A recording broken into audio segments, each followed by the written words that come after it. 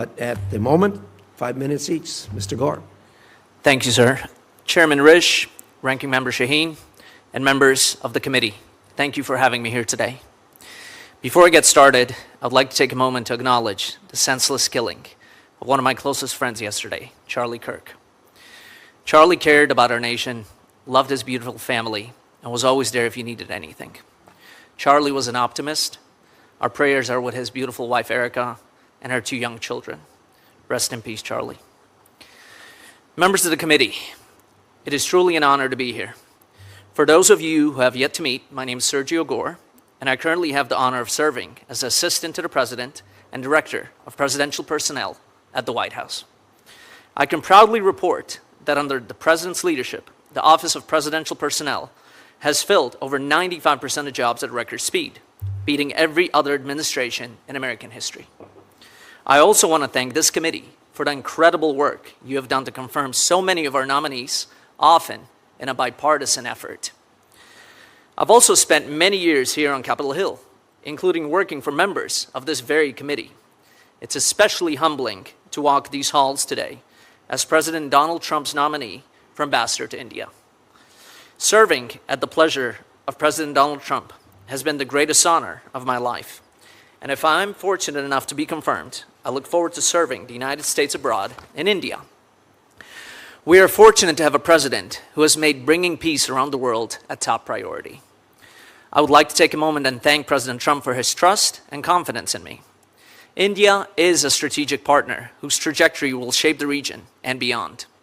Under President Donald Trump's strong leadership, I'm committed to advancing America's interest in this important partnership.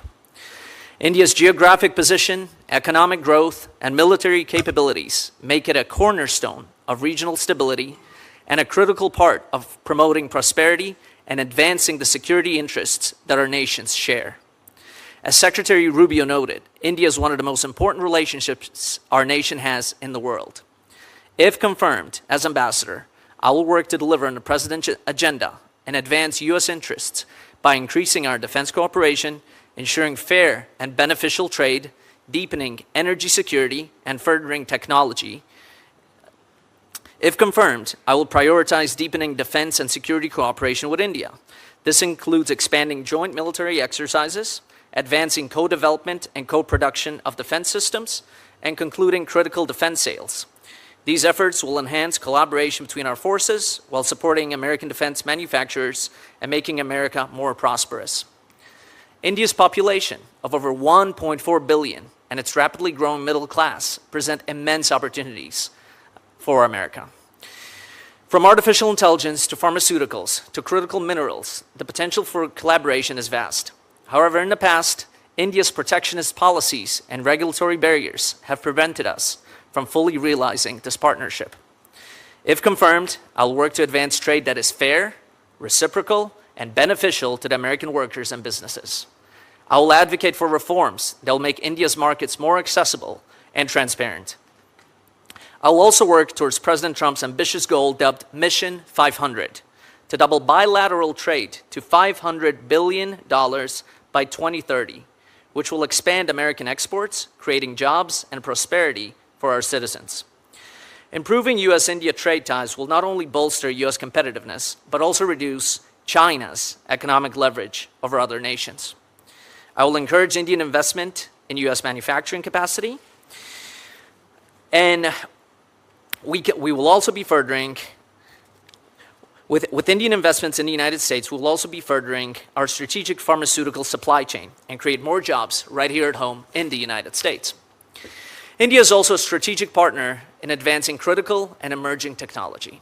The U.S.-India Trust Initiative, launched in February by President Trump and Prime Minister Modi, lays out a path to leverage the impressive capacity of the U.S. tech sector to outcompete China on the development of AI, quantum, semiconductors, and other critical and emerging technologies.